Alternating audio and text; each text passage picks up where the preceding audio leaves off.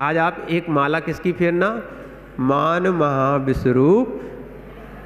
समझ में तो आना चाहिए एक बार, मान महाविश्वरूप। अगर इसकी, क्योंकि पूजा तो आपने कई भवों से की है अगर देखा जाए, पर पूजा के अर्थ में नहीं पहुंच रहे हो। अर्थ में पहुंचने के लिए पूजा थी, तो अर्थ तो छोड़ देते हैं, राग ढूंढते हैं। राग क्या है? क्या ढूंढते हैं? राग। अच्छा नाम है उसका भी नाम, राग। करो राग सो जाओगे नीचे। राग का राग है, माने वास्तव में तुम्हारे लिए धर्म का अनुराग नहीं है। समझ में नहीं आ रहा कि उनने पूजा भी एक स्वाध्याय के रूप में रखी है। क्या रखी है? ज्ञान के रूप में रखी है। कोई पूजा करके समझ जाता है, कोई स्वाध्याय करके समझ जाता है, कोई चारित्र लेके समझ जाता है। किस प्रकार भी समझे, जैसे भी समझे, आचार्य का कथन है, हम उसको वैसा धर्म का उसको पान कराना चाहते हैं। पर लोगों ने आज क्या कर लिया है? पूजा में भी नृत्य गान है ना। क्या चल रहा है? भाव खत्म। जो अंदर का जाना चाहिए थे वो भाव खत्म। इसलिए हम सोच रहे थे, हमने कहा इसलिए संगीतकार मत बुलाओ भैया, पूजा करने दो। एक तो समय भी जाएगा, जो साधना करना चाहिए थी वो साधना नहीं हो पाती है, अन्यथा लोग जो है ना मान में समाप्त हो जाते हैं। मान बहुत बड़ा गड्ढा है, बहुत बड़ा गड्ढा। इसमें संसार के जीव अनंत काल से गिरते आ रहे हैं। इतना बड़ा गड्ढा अभी भरता भी नहीं है। इसलिए आचार्य महाराज ने लिखा है कि एक और गाथा आई है जो कार्तिकेय अनुप्रेक्षा में आई है। कार्तिकेय मुनिराज रहे। कौन रहे मालूम है? जिनके पिताजी और नानाजी एक थे। क्या थे? पिताजी और नानाजी। मालूम है? समझ गए? नहीं आया समझ में? पिताजी और नानाजी एक थे। विचार करना, ऐसे कार्तिकेय मुनिराज ने संसार की दशा को देखकर है ना दीक्षा धारण कर ली, और दीक्षा धारण करने के बाद उनके शरीर को बसूले से भी छीला गया था। बसूला जानते हो ना, लकड़ी बनाने में जो काम आता है। क्या है? उनकी बहन ने जैसे ही उनको नमोस्तु किया, राजा विधर्मी था, उसने कह दिया ये नंगे को नमोस्तु करती है, नंगे को नमस्कार करती है, मेरी पटरानी हो कि रानी हो, है ना। उनको कार्तिकेय मुनिराज को, जिन्होंने कार्तिकेय अनुप्रेक्षा लिखी, ये 12 भावना उन्होंने भी लिखी हैं, ठीक है, और उनको बसूले से छिलवा दिया था। पर ध्यान रखना, जिनको शरीर से राग नहीं है, शरीर का मान सम्मान नहीं है, ऐसे योगी आराम से बैठे रहे। कितने बड़े बड़े घर के लोग रहते हैं, चक्रवर्ती जैसे जीव दीक्षा लेते हैं, पर दीक्षा लेने के बाद कोई मान कोई सम्मान नहीं। क्या है? आचार्य जी हम लोग को बहुत सिखाते थे, क्योंकि जब हम महाराज बने ना, तो हमारे महाराज जो संघ वाले थे वो लोग बिहार करके उनका संघ बन गया। अब हम बचे छोटे महाराज। जब भी हमारा नंबर लगे तो जब भी आता था तो हमारा दरवाजे के पास आता था। क्या आता था? ठंडों में दरवाजे के पास, और गर्मियों में सबसे किनारे का कोना हम ही को मिलता था। हम कहते थे आचार्य श्री बताओ बड़ी परेशानी है, घर में तो हम बड़े रहे, बड़ा अच्छा लगता था, सब बातें थी, यहाँ तो कोई पूछे नहीं होती है। क्या होती है? जब भी मिलती है ऐसी जगह, क्योंकि अब कुछ संघ में वृद्ध भी साधु हैं, अब उनको नहीं दिख पाता है, तो रात में अगर हम लोग लेटे हैं तो पैर लग जाता था, बार बार नींद खुल जाती थी। हमने कहा रात भी अच्छे से नहीं निकल पाती है ना। सब एक साथ रुकते थे, और उस एक साथ रुकने के चक्कर में अधिकतर हम लोगों का रुकना हाल में ही होता था। अगर संघ आ जाए तो आचार्य इसी में रुकाएंगे सबको। क्या है? और उस हाल में सबसे आखिरी नंबर हमारा लगता था। तो आचार्य जी बोलते थे कि भैया विनय सीखो, विनय छोटा ही बड़ा बनता है। क्या बोलते थे? छोटा ही बड़ा बनता है, चिंता नहीं करो। वो बड़ा बनने के लिए कुटना पड़ता है, पहले तो गलना पड़ता है। बड़ा देखा, बड़ा बड़ा जानते हो, बड़ा खाने वाला, दही नहीं, वो तो अभक्ष हो गया। क्या है, दुधल नहीं खाना चाहिए, ध्यान रखना। दुधल खाना और मांस खाना बराबर है, ठीक है ना। दुधल खाना और मांस खाना बराबर है, इसलिए दुधल का भी त्याग कर लेना चाहिए। तो बड़ा बनने के लिए हम दही बड़े की बात नहीं कर रहे, मात्र बड़ा बनने के लिए गलना पड़ता है, ठीक है ना। गलने के बाद पिसना पड़ता है, पिसने के बाद फिर तला जाता है, ठीक है ना। जब तल जाता है उसको क्या बोलते हैं, बड़ा। अब तुम लोग सोचते हो बड़े बनने के लिए सब ऐसे ही बन जाते हो। जब बड़ा बनता है, खाने वाला बड़ा बनता है, तब उसको इतना काम करना पड़ता है। वो जो 3 लोग के शिखर पे बैठना चाहता है, उसको कितना काम नहीं करना पड़े। लग जी कह रहे घी शक्कर के साथ खाते हैं, उनको तो बड़े की याद आ गई, क्या करें। अरे ये सोचो, इस मान के कारण अपने भाई से नहीं बोलते हैं लोग, मान के कारण माता पिता से लोग माने बात करना बंद कर देते हैं, मान के कारण अपने पुत्रों से बोलना बंद कर देते हैं। इतना मान खा जाता है लोगों को, संबंधियों से संबंध खत्म हो जाते हैं मान के कारण। जब बताओ एक मान तुम्हारे भाई से माँ से मिलने में बंद माने बाधक है, तो आत्मा में, आत्मा से मिलने में बाधक नहीं होगा क्या? स्वयं के परमात्मा से मिलने में बाधक कोई है तो वो है मान। कौन सा है? इसलिए भैया सरल बनो, क्या लिखा है? सरल बनो मृदु भावा मार्दवा। क्या करो? सरल रहो, सरल है ना। और जो सरल नहीं रह पा रहे हैं, ध्यान रखना, बड़े की तो हालत तुमने सुनी ली है। क्या सुन ली है? बड़े की हालत तुमने सुनी ली है। उससे ज़्यादा किसी की गति खराब होती है तो मानी की होती है। किसकी होती है? इसलिए एक जगह बहुत अच्छी बात आचार्य महाराज ने इसलिए कार्तिकेय ने परीक्षा में लिखी है, उत्तम नाण पहाड़ो उत्तम तब यार कर्ण सीलोवी अपाणम जो लहदी मद्दम रैणम हवे तस्य। उन्होंने भी इस मार्दव धर्म को कहा है, उत्कृष्ट ज्ञानी और उत्कृष्ट तपस्वी होते हुए जो मद नहीं करता वो कहलाता है मार्दव धर्म। क्या उनके अंदर आता है मार्दव धर्म। लोग कह रहे हैं महाराज वो लगा देते हैं ना, बैनर लगा देते हैं, कहीं वो लिख देते हैं मार्दव धर्म। मार्दव धर्म बैनरों में नहीं होता है, मार्दव धर्म मंदिरों में भी नहीं होता है। मार्दव धर्म तो आत्मा में होता है। किसमें होता है? किसमें होता है? आत्मा में। पुस्तकों में होता है, पूजाओं में होता है ना, भावनाओं में होता है, 10 धर्मों में होता है। अरे ये 10 धर्म आत्मा में होते, आत्मा में। मान गलाओ, क्या करना?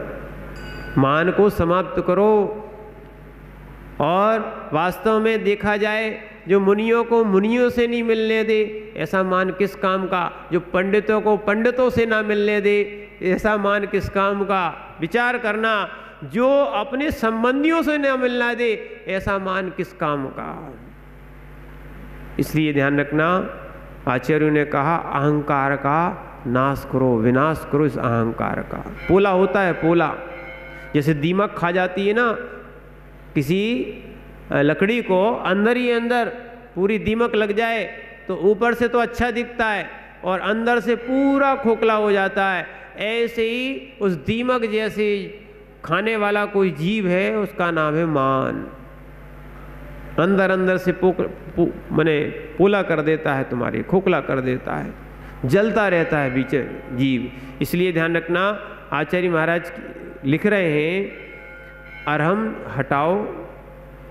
क्या है? अहम हटाओ और अरहम जगाओ, ठीक है ना। अहम अहम मैं हर बात में क्या दिखता है? अब मैं करोगे तो क्या बनोगे मालूम है?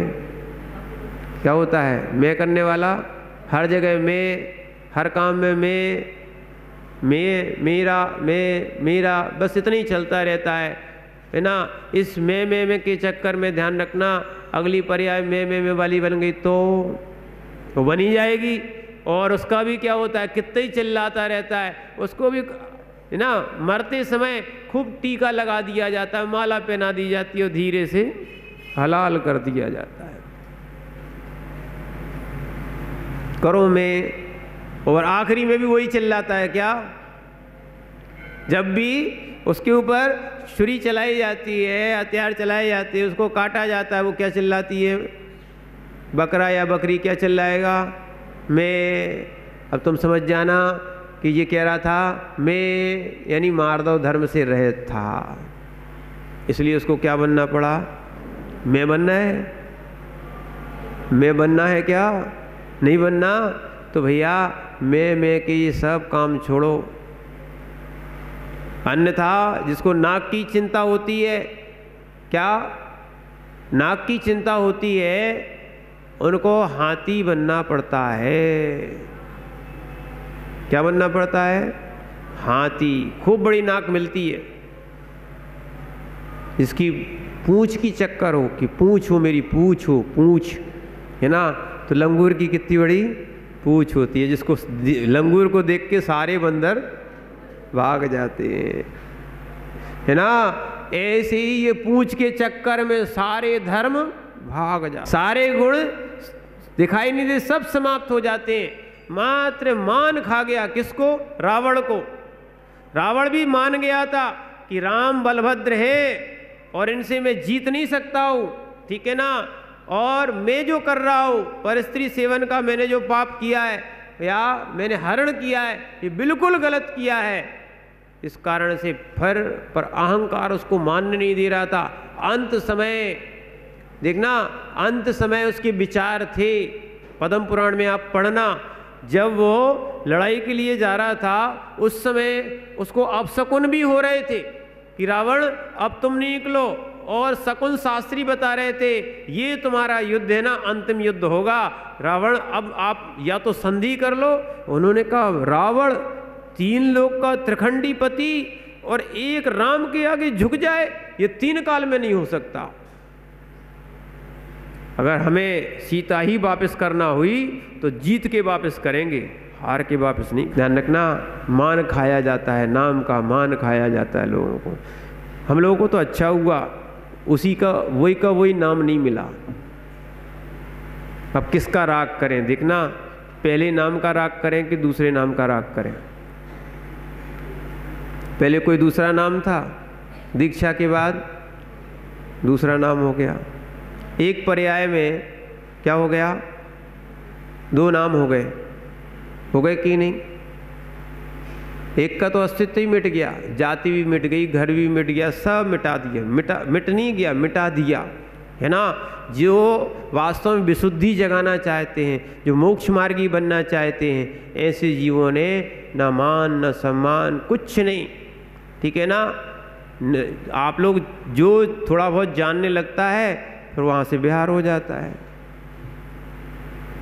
क्या हो जाता है, फिर नई जगह पहुँचते हैं, कोई जानते ही नहीं है, ठीक है, कैसे हो क्या हो। और ये मान की बात ना रहे तो इसलिए लिखा है अर्घावतारण असि प्रहारण में सदा समताधरण। हे योगी, हे निर्गंथ योगी, आप कितने भी तपस्वी हो, चाहे आपका कोई अर्घ उतारे और चाहे आपके ऊपर उपसर्ग करे, असी का प्रहार करे, फिर भी आपको समता से रहना चाहिए। वास्तव में ऐसे धर्म को प्राप्त करने वाले रत्नात्रय के साधक महाराज मोक्ष मार्गी बनते हैं। यदि आपको भी मोक्ष मार्गी बनना है तो आप तपस्या का बिल्कुल मान नहीं करना कि महाराज हमने इतने उपवास कर लिए। कई लोग तो इसीलिए नाम के चक्कर में करते हैं, है ना, किसके लिए, नाम के चक्कर में। धर्म तो एक तरफ, हाँ सम्मान हो जाएगा, सम्मान पत्र मिलेगा, ठीक है ना, इस चक्कर में भैया आप ये उपवास आदि धर्म जो है ना, त्याग तपस्या नहीं करना, अन्यथा वो मान के कारण ही मानी जाएंगी, धर्म के कारण नहीं मानी जाएंगी। आज ही एक भैया ने हमसे प्रश्न किया था, हम लोग उपवास क्यों करते हैं? तो हमने कहा निर्जरा के लिए करते हैं। उपवास किस लिए करते हैं? निर्जरा के लिए करते हैं। वास्तव में आत्मा के पास आने के लिए करते हैं, है ना। आत्मा में वास करने के लिए उपवास किया जाता है, चारों प्रकार के आहार का त्याग किया जाता है। या जो जल लेता है उसको अनुपवास में लिया जाता है, जो फल लेता है, जो दूध लेता है, उसका एकासन होता है। और वो जो है ना, अभी इसे बताए दे रहा है, वो एकासन होता है और वो आपका अन्न का त्याग माना जाएगा। पर जैन दर्शन में उसको उपवास की संज्ञा नहीं है। उपवास का अर्थ ये नहीं है कि आप अन्न नहीं खाओ, बाकी चीज़ें खाते रहो। समझ में आ रहा ना? इसलिए मान सम्मान के चक्कर में कोई त्याग नहीं करना चाहिए। नहीं तो कई लोग क्या करते हैं, हमने इतना त्याग किया, हमने इतनी प्रतिमा ले ली, हमने ऐसा कर लिया, हमने वैसा कर लिया, उनको मान खाया जाता है। जब भी आते हैं महाराजों को अपने बताया हमारे ये त्याग है, हमारा ये त्याग है, उन्हें हम ऐसा करते हैं, उन्हें वैसा करते हैं। तो किस लिए कर रहे हैं? किसके लिए कर रहे हैं? किसके लिए कर रहे हैं? अपने लिए कर रहे हैं ना, तो करो ना, हमारा क्या जाता है। मान सम्मान चाहते हो इसलिए। कई लोग थोड़ा सा सम्मान नहीं होता है ना।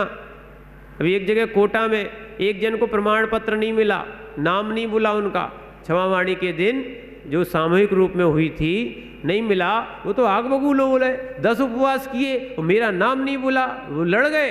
वो जो देने वाले थे उनसे लड़ गए, बोले भैया क्षमा करो, आज तो क्षमावाणी है, आप हम बनवा देंगे, भूल गए थे। बोले कैसे भूल गए आप, अब बताओ। तो लगता है कि वास्तव में 10 उपवास की साधना भी बेकार हो गई, जबकि निर्जरा करने के लिए करना चाहिए थी। ठीक है ना? देखो, कोई देखे या ना देखे, कर्म देख रहा है।